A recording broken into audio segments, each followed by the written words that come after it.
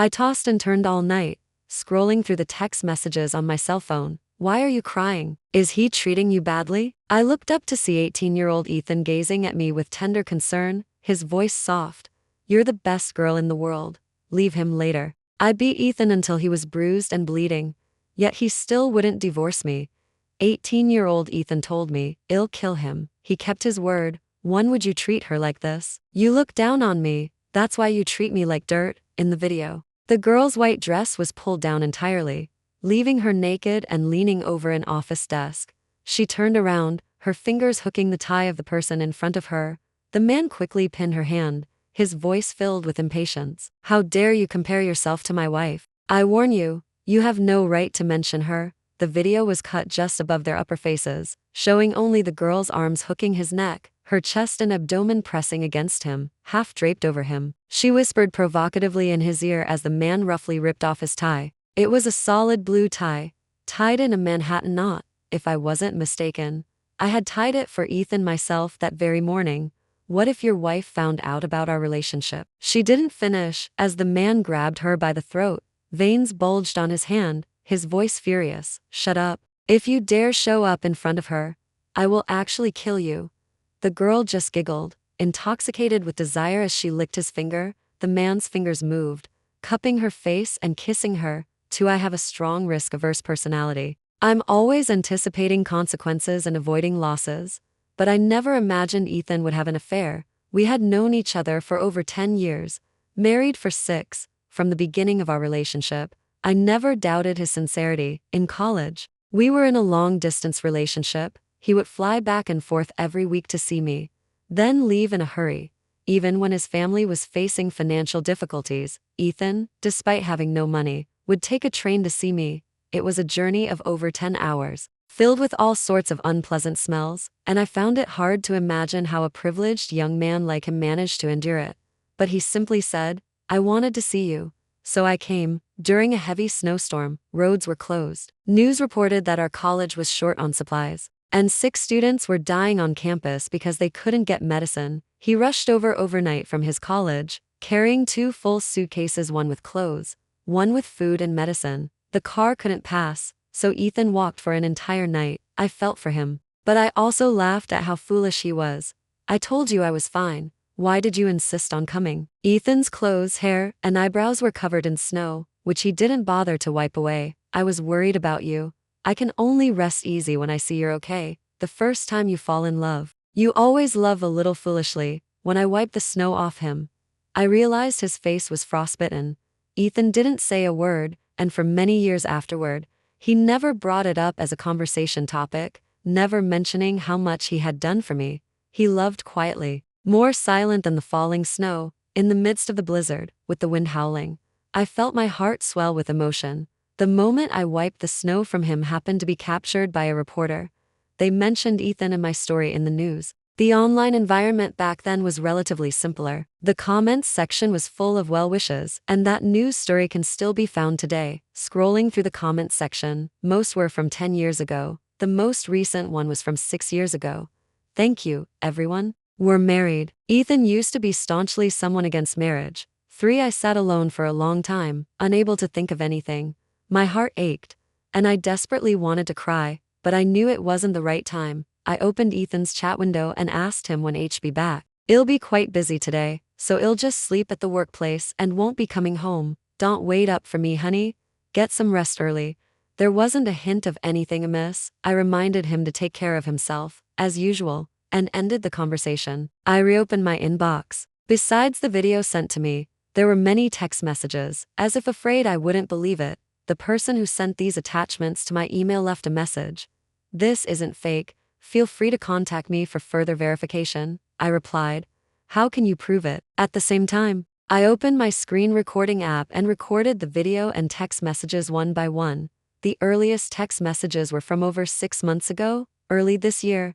It's all your fault, my body is covered in bites. My mom asked if I had a boyfriend, and I didn't know how to answer. Mr. Ethan, if you have time, could you come to my place to see me? Her profile picture was an anime profile picture. It looked familiar. Ethan had complained to me that he thought it looked unprofessional. I scrolled through WhatsApp and compared them one by one. Chloe, Ethan's new secretary hired last year used that exact profile picture. Ethan replied to her, "Didn't you think about the consequences when you were being so provocative?" I'm busy. My stomach churned and my vision blurred. I almost doubted my own eyes. Every single word was genuine. No mistake. How could Ethan say such things? I leaned back against the bed, a chill spreading through my body. At that time, I should have been right beside him. I couldn't imagine what expression he had when he sent that message, or why he could face me as usual afterward. Thinking of our intimate moments, thinking of my complete trust in him, I felt humiliated. I actually believed in a man and even fantasized about spending my whole life with him. A new message notification popped up in my email. The sender replied, "Twitter, go look for yourself." X search bar, and only one user appeared, the exact same anime profile picture as on WhatsApp, as if afraid people wouldn't recognize her. I could only see her posts after following her. It must have been set to followers only. The latest tweet read, "Hooking up with Mr. Ethan while making him text his wife." Wow, how thrilling. The account had over 20,000 followers, and the comments below seemed accustomed to it. "When's Chloe going to move up? It feels like Mr. Ethan's wife is just part of your game now. Chloe's got some moves, so lucky. Please teach us, even if it's morally wrong. Your bodies are amazing. Mr. Ethan and his wife don't have any feelings for each other anymore, so it's not morally wrong, right? Moral crusaders, stay off the internet, okay?" The video attached to that tweet was identical in filming style to the one I received. The man was propped up on the bed, and the woman hooked his leg with her foot. They quickly became entangled. The video quality was blurry and not clear, but their good figures were still discernible, as was the ferocity of their actions. It also showed the man stopping to reply after his cell phone rang. Looking at the timestamp at the top of the video, it was indeed the time Ethan replied to me.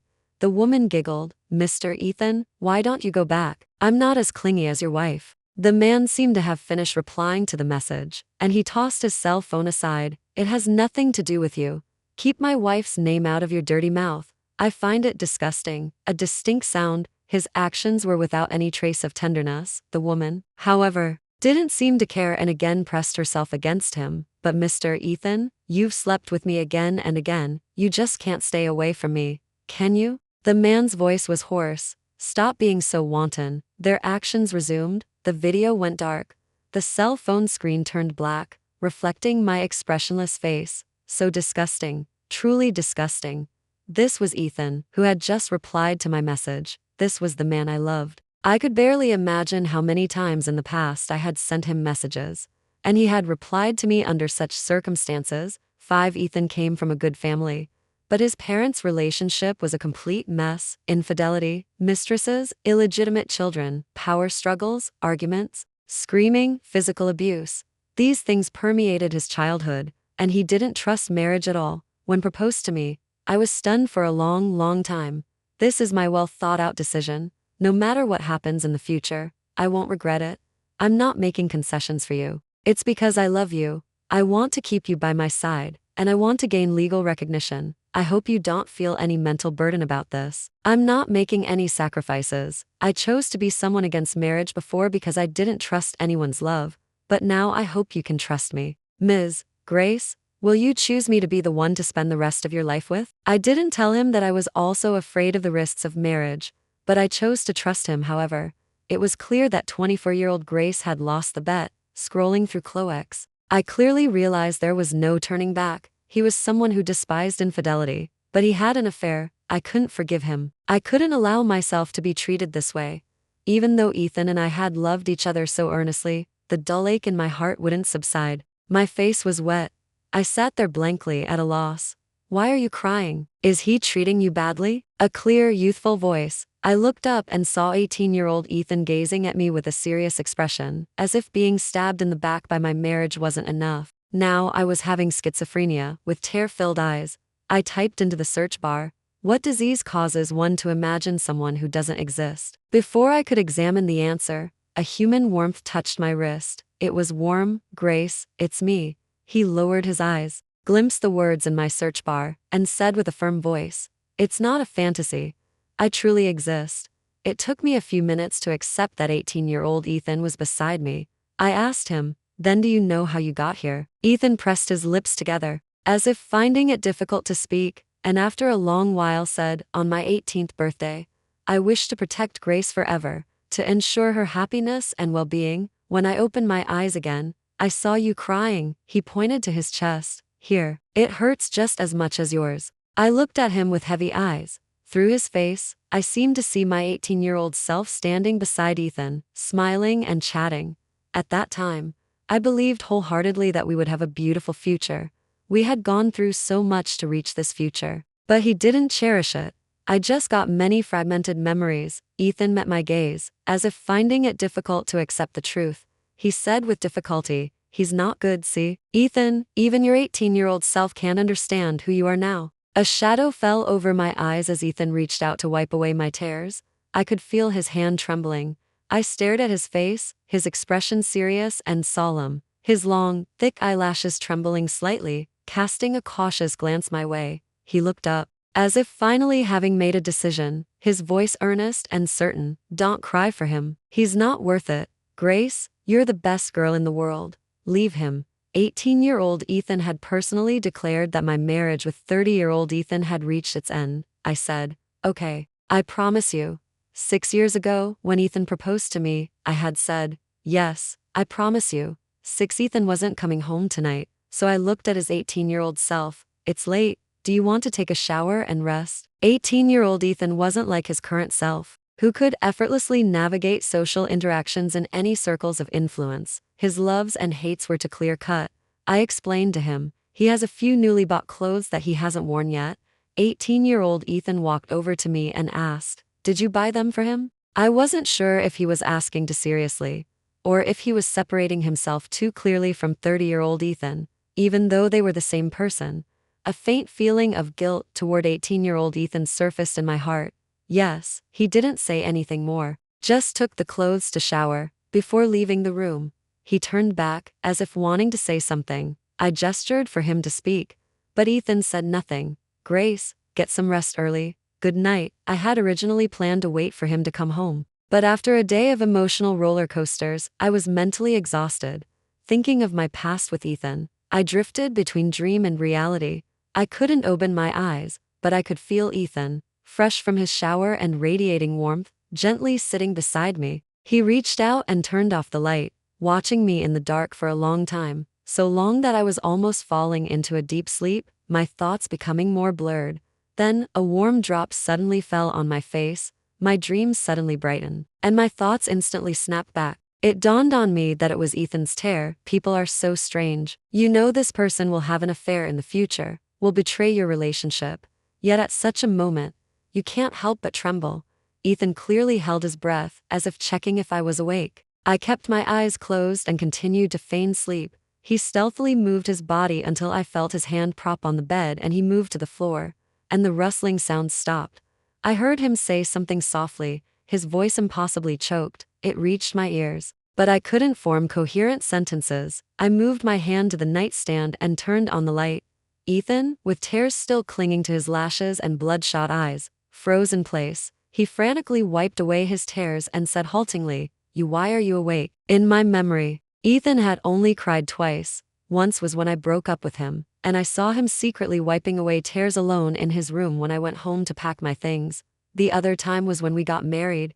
Ethan had tears in his eyes, thanking me for giving him this chance, for choosing him, and for loving him. But these weren't the tears he shed when he was 18. 18-year-old Ethan still had a youthful face. It was the first time I had seen him cry, and I felt a pang of sympathy, but I just tossed him the tissue box from the nightstand. I know it's hard for you to accept that your older self is a scumbag, playing such disgusting games, and usually acting so respectable.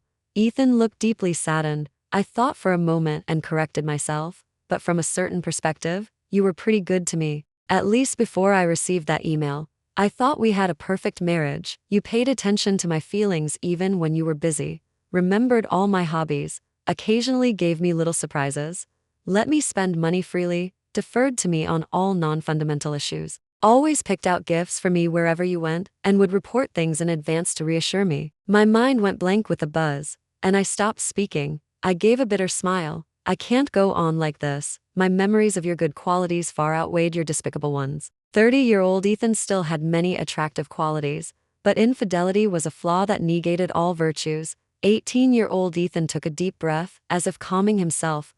You were the one who was with me from the very beginning. So why should he spend the rest of his life with you? How dare he treat you like this? I would never betray you. He clenched his fists, choking up again. Ethan, I sighed. Whether you want to admit it or not, that's 30-year-old you. You two are one and the same.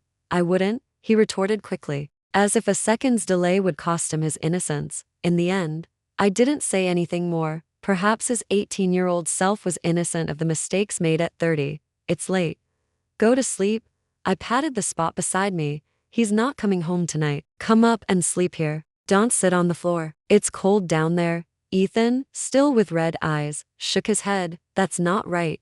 Ethan and I only started dating after college admissions. In high school, I had a heavy period and got blood on the chair and my pants. His first reaction was to squat down and help me clean the blood stains from the chair. Then he asked Sarah to buy me sanitary pads. I can't buy them for you. I don't want anyone to make a scene about you. You're a girl. You would face more gossip than me. He always believed that the foundation of love was respect. I smiled. But we're already married. You're facing 30-year-old Grace now. My voice trailed off, a hint of sadness in it. I'm 30, Ethan. I still trusted you like I did when I was a teenager, but you didn't. To be honest, I was still a little disoriented. Ethan cheated. It felt unreal, like a dream. 18-year-old Ethan stood up from the floor and asked me, Grace, can I hug you? He opened his arms, and I sat on the bed, wrapping my arms around his waist. His warm body heat seeped through my thin summer clothes, pressing against my skin. I leaned against his chest, hearing the thumping of his heart. The hug lasted for about 2 minutes, and Ethan's chest heaved violently. I pulled out of his embrace. He was crying again. His tears were like scorching lava, making my head spin. I pulled out a tissue and tilted my head back to wipe his tears. Ethan bent down, allowing me to reach his face comfortably. He looked at me. He said, I'm so sorry, Grace. 7 When I woke up, 18-year-old Ethan had already made breakfast. Summer days are long. By the time I woke up, the day was already bright. Ethan and I ate breakfast in silence. Does he still cook for you? In high school, I joked with Sarah, cook me to dishes, and if they're good, I'll marry you. She laughed and said, but what I cook tastes like shit. If you haven't eaten shit, I can make some. We laughed off the joke, but only Ethan casually asked me, Grace, what are some dishes you like? That's when he learned to cook. Many years passed. We went to college, graduated, and started working. But Ethan still loved to cook for me.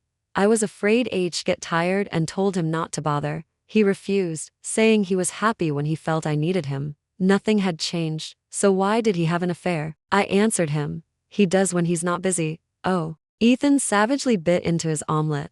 After that, he didn't say anything else, mechanically putting food into his mouth, chewing and swallowing, lost in thought after eating. Ethan got up to wash the dishes. I stood at the kitchen doorway, watching him busy himself. After he had tittied everything, Ethan turned to look at me.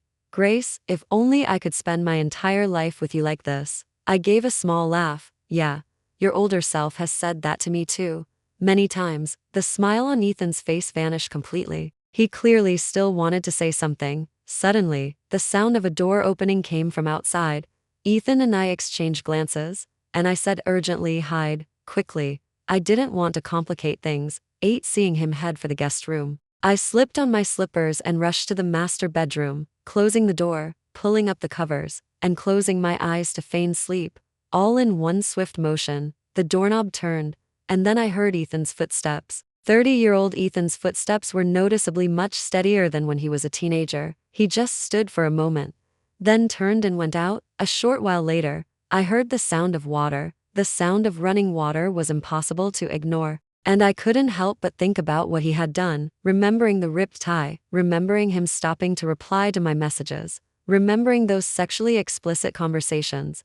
Every time I thought of it, I felt like I would drown in pain. Divorce wasn't a simple matter. The division of assets between Ethan and me would take a long time. As the at-fault spouse, I could have fought for more, but the videos didn't show either of their faces and could easily be dismissed. Furthermore, the video footage was blurry, and the angle suggested it was secretly filmed. Such evidence was unusable. I should collect more compelling evidence. I tried to convince myself, sentence by sentence. but I still couldn't tolerate him. Forget it. 18-year-old Ethan wouldn't want to see me entangled with his older self.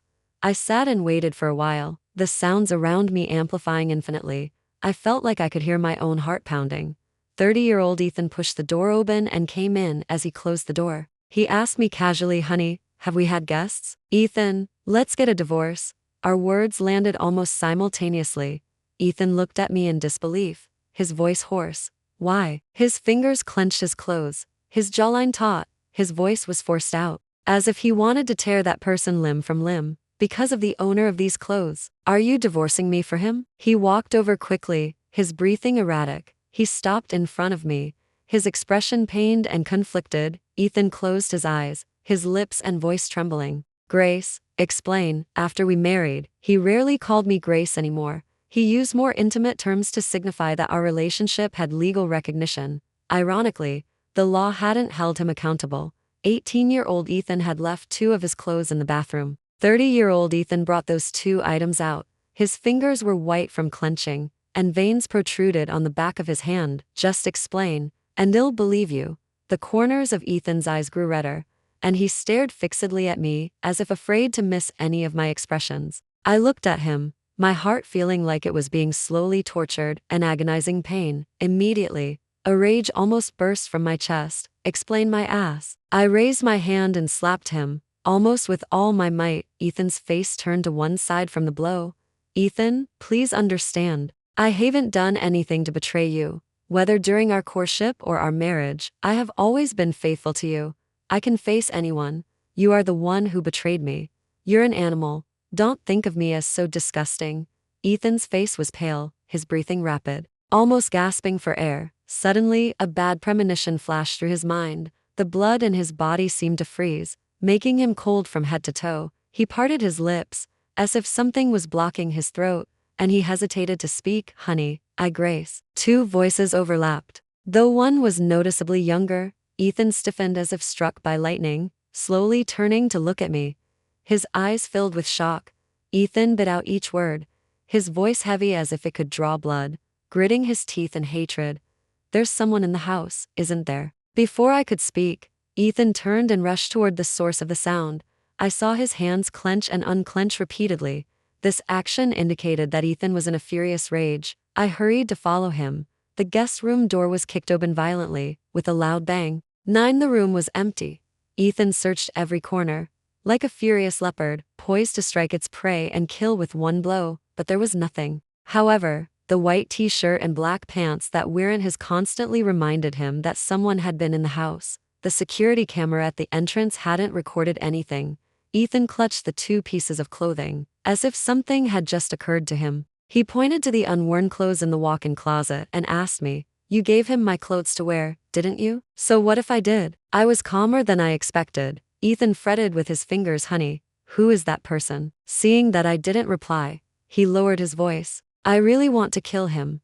Tell him to hide well, and pray I don't find him." Raging jealousy blazed in his eyes, as if wanting to burn someone to ashes. Ethan turned to make a phone call, to send people to investigate. I stopped him. "Do whatever you want. But when are we going to talk about the divorce?" Ethan stared blankly at me. He still wanted to leave, his back showing a hint of fleeing in defeat. Just as he was about to step out of my reach, I grabbed his arm. "I have something good to show you." I tightened my fingers with force, my nails digging into his flesh. Ethan didn't even flinch. He turned his face to look at me, slowly leaned down, and hugged me. "Let's not get a divorce, okay?" I pushed him away. Was it fun replying to my messages while in another woman's bed? "How long has it been?" After seeing what was on my screen, Ethan's face grew uglier and uglier. "How long has it been?" "I asked you how long has it been." Ethan stood there in silence. I was so enraged, I slapped him, with a swollen, red face. Ethan stayed silent for a long moment. "About a year," I sneered, staring at him and nodding. "Ethan, you really are a piece of trash. You always said you hated people who cheated, that you feared marriage because of your parents' unhappy one. And what about you? You have the same dirty blood as your father flowing through your veins. Didn't you look down on people who cheated? How could you be this kind of person, huh? Speak." He didn't speak, letting me vent my full rage. "Does your hand hurt?" he said, reaching out to take my hand. I stepped back 2 paces, avoiding him. and Ethan's hand felt empty. He froze for a moment, then curved his lips into a smile, holding up the clothes he had in his hand. So was this your way of trying to make me angry? Grace, you still love me, don't you? I can change. I will definitely change. He was like a desperate gambler, his expression wild, staking everything. I'll give you all the assets under my name. We can sign an agreement and have it notarized. If I ever cheat again, I'll leave with nothing and give you everything. I asked him, then why did you cheat? Did you think I wouldn't find out? Or did you think I loved you enough to tolerate it? I can't wait another day. I'm divorcing you. There was some resentment, but more than that, I didn't want to torture myself. It wasn't my fault.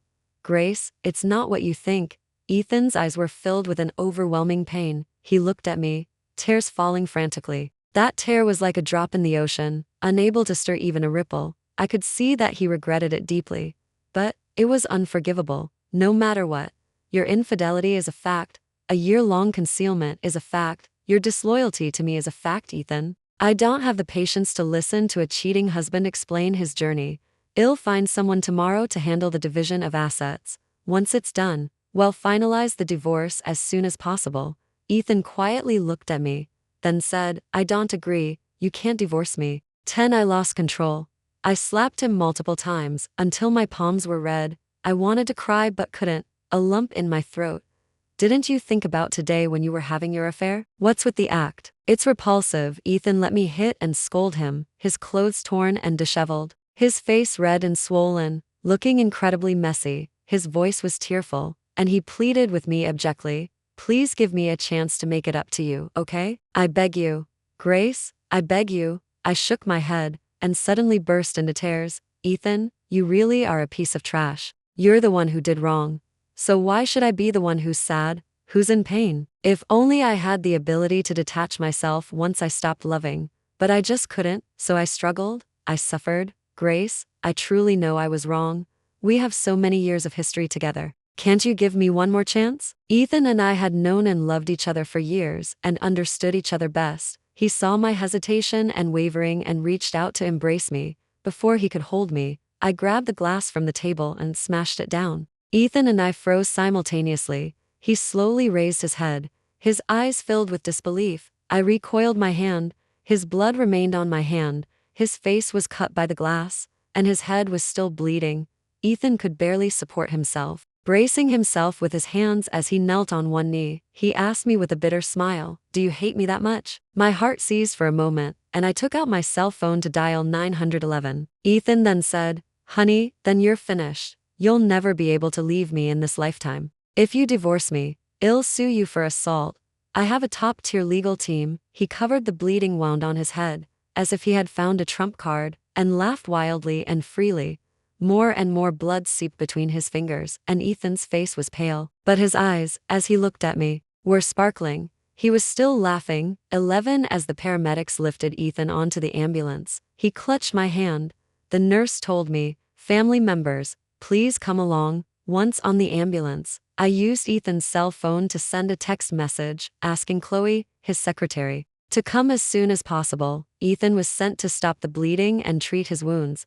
I stood in the bustling hospital lobby, feeling so lost. Two people who had loved each other so genuinely, after tearing each other apart, couldn't even part ways amicably. I saw Chloe, Ethan's secretary. She rushed over, wearing a burgundy slip dress. She was young, pretty, and had a good figure. To be hired as Ethan's secretary, her abilities must be outstanding. But it was a shame she chose the wrong path. He's inside, I told her, pointing the way. Her round eyes crinkled as she smiled. Sister, are you just giving up this chance to me? I don't see a man as an opportunity, especially a cheating one. Giving a worn-out toy to someone pathetic is a virtue. He's all yours. She seemed infuriated by my contemptuous gaze and spoke without thinking. Do you know what he's like in my bed? He might say I'm not as good as you, but he still wanted me again and again. I'm younger, prettier, and more understanding than you. You're pretending to be magnanimous, but deep down, you must be furious, right, sister? I grabbed her hair and yanked her face close to mine, and gave her a solid slap. I didn't want to hit you, but since you're like this, if I didn't hit you, it'd feel like I was letting myself down. If had been resolute, she wouldn't have been able to get his pants off, but acting like this, I couldn't stand it. Speak louder. Let everyone know that you're so brazen about interfering in someone else's marriage. Go take a good look at Ethan. I hit him. I pushed her away and turned to leave. Infidelity was a scandal, but for a man, especially a conventionally successful man like Ethan, it barely mattered at all. If he stubbornly held on, the divorce would be difficult to finalize. Besides, I had physically assaulted him. I'd have to think of another way. 12 for several days in a row. Ethan didn't come home. He sent many gifts through others. I threw them out and find someone else to send more. Messages piled up, one after another. I set my cell phone to do not disturb, only asking him when I was annoyed. When will you divorce me? He refused. As for Chloe, his secretary, it was rumored that Ethan went absolutely ballistic after seeing her at the hospital. She posted her real photo and pinned an apology. The comments section erupted in an uproar. Originally, this matter wouldn't have caused much of a stir. But Ethan thrust her into the eye of the storm. Her normal life was severely impacted. And she was also sued by Ethan for trade secret infringement, facing massive compensation. Ethan told me it was her intention from the start. She took photos and recorded videos while I was drunk and asleep next to her. She also used those things to blackmail my father for money, and my father, unaware, gave her a sum of money. Later, she became more brazen and even told my father she was pregnant. My father then agreed to let her stay at our home. That night, she drugged me and wore your clothes. I thought it was you, and then, so you hid this, and then got addicted to sleeping with her, huh? Why didn't you call the police and have her arrested? Why didn't you tell me immediately? Seeing that I was willing to engage with him, Ethan hastily explained, no, it's not like that.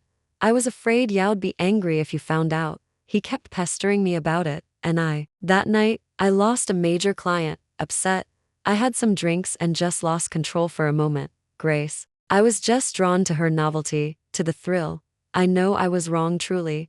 She won't have an easy life from now on. You can punish me however you want. Grace, let's not get a divorce, okay? I really need you me. When I'm upset, I don't go messing around with other people, Ethan. When are you going to divorce me? Ethan was silent, avoiding my question. That night, I saw 18-year-old Ethan again. He explained to me, I can't let anyone else see me besides you, or else I won't be able to come see you anymore. My eyes lit up. Are you saying you can still come back? Ethan nodded, a hint of contemplation in his voice. I don't know where the information came from. It's just burned into my mind. I have a hunch I can still come back. Last time, I could only stay for 18 hours. This time, I can stay for an hour longer. Has he agreed to the divorce? I didn't hide anything. I sighed and told him truthfully, you really become awful when you grow up. Ethan ran a hand through his hair, his tone suddenly turning harsh. That jerk, it'll kill him. He said it with such a serious expression that I chuckled. Why do you both want to kill each other? Ethan, I dislike the future you, and I want to divorce him, but I don't want him dead. There was no need to ruin the rest of my life over a cheating man. There will be a way. I just need to think about it a little more. Do you want to see what 30-year-old Grace's life is like? Ethan's eyes were full of anticipation, and he nodded emphatically yes, because he couldn't be seen by others. I couldn't take him out, but I took many photos and videos. I showed him my workplace, the places I loved to go, the street I walked most often, and in all of them, there was always a glimpse of his future self. 18-year-old Ethan listened intently as I spoke, asking me a question or two from time to time, his face filled with contentment. Oh, by the way, before he could finish, he disappeared. 19 hours were up. I felt a little disappointed, and suddenly wanted to learn to cook. What if 18-year-old Ethan came over again? Following a recipe, I marinated the meat in advance before putting it in the pan. When it was done, it was incredibly salty. This is true poison. As I carried the plate, I suddenly heard a youthful, somewhat unrefined boy's voice. Is this for me to eat? Oh right. What I wanted to ask you last time was, did you and I go back to that restaurant near our college to eat afterwards? I put the plate down and walked over, smiling, to hug him. I told him loudly, yes, we went many times after that. The owner always remembered the two of us. Ethan hugged me back naturally. I pulled out of his embrace and smiled, so natural. You must have hugged 18-year-old me quite a bit. Ethan bent down, his eyelashes fluttering. My lips were unexpectedly brushed by his, a fleeting touch, like a butterfly kiss. More than that, we even kissed, but when I go back, I don't have the memories from this side. He seemed to be observing my expression, but I didn't mind. I picked up some food with my chopsticks and offered it to him. Try it. After eating, Ethan gave me a thumbs up. You're truly gifted. I was confused. He secretively put a piece of food into my mouth with his chopsticks. I chewed it, then frowned and spat it out. Ethan threw his head back and laughed. It tastes absolutely dreadful. 18-year-old Ethan was still such a child. We stayed home and watched the movie series Ethan was following. Ethan was very happy because he skipped the long waiting period. He pointed them out, counting each one. There are still 9 movies. I need to finish them as soon as possible, he added. With you, of course. I wouldn't refuse him, I said. Okay. This time, Ethan didn't say he wouldn't sleep beside me as he had before. He lay properly next to me. We chatted casually. When I opened my eyes again, Ethan was gone. His stays were getting longer and longer. 20 hours, 21 hours, 22 hours. Each time was an hour longer than the last. I felt a little worried. You won't be forced to stay here eventually, will you? Ethan was quite nonchalant. That would be great too. I forgot to tell you. When I go back, time hasn't changed. I can accompany both 18-year-old and 30-year-old you simultaneously. I couldn't ask for more. Hearing him say that, I felt relieved. Since we couldn't go out, our entertainment was limited. I played games with him, watched the movies he wanted to see, he cooked for me, and kept me company while I worked online. Life was peaceful and happy. It would be even better if 30-year-old Ethan would agree to a divorce. I deleted all his fingerprints, and so he wouldn't suspect anything. I occasionally forced him to nod and agree to a divorce. 30-year-old Ethan naturally refused, afraid that if we met, I would bring up the past, and he usually avoided me, refusing to come home. 18-year-old Ethan was safe. After I finished watching the remaining 9 movies with Ethan, he covered his face, exclaiming, how truly happy. He turned and asked me, Grace, if you could choose again, would you still be friends or lovers with me? I thought for a moment, then told him, strangers. The smile on Ethan's face froze. Perhaps you would meet someone more suitable, and I wouldn't suffer because of your 30-year-old self. But this isn't your concern. I'm very grateful that you like me. For 18-year-old me, it was wonderful and joyful, and for current me, it is too. But weighing the pros and cons, being strangers was still better for us both. I didn't say that last part. The expression on Ethan's face softened somewhat. Yes, my Grace is so good, whoever is with her will be happy. It's that jerk, my 30-year-old self, who's no good. Every time I heard him curse himself with such disgust, I wanted to laugh, and I nodded along haphazardly. This time, he stayed for 25 hours, a day and a night, plus 1 hour. We were playing a game when he disappeared. I looked at the empty spot beside me, feeling a little displeased. Next time, I would never play games when he was about to leave. But 18-year-old him never appeared again. Those days were like a beautiful dream in midsummer, from which I was suddenly awakened. At first, I thought I just needed to wait a couple more days, but 2 days, 3 days, an entire week passed. 18-year-old Ethan never appeared again. The unease in my heart grew heavier and heavier. One night, I suddenly remembered something and called 30-year-old Ethan. I asked him what birthday wish he had made when he was 26. Ethan, too surprised and delighted to think much, said, for my workplace to grow and thrive, and for me to earn my family's respect. I asked again, what about 27? For Eleanor to be healthy and recover soon, and 28. Without exception, none of his later birthday wishes included me. So your birthday wishes from 18 to 25 all included me, didn't they? There was a moment of silence on the other end of the line, then Ethan's voice grew somewhat flustered. Yes, but I loved you in those later years too. It's just that he was still explaining, but I couldn't hear a single word, so, it had started so early. When was 18? He made a wish to protect me for a lifetime, to ensure my happiness and well-being. That's why his 18-year-old self came to this world, and he stayed for 18 hours. Every year after that, he remembered me. The length of time he could stay was his age that year. Starting from when he was 26, we had been married for 2 years, and our relationship was stable. Perhaps he felt it was commonplace, or for some other reason I hadn't uncovered. But his birthday wishes no longer included me, therefore, his 18-year-old self would never appear again. I leaned weakly against the headboard, an unprecedented sense of exhaustion washing over me. Ethan, why don't you sue me? The other end of the line went silent.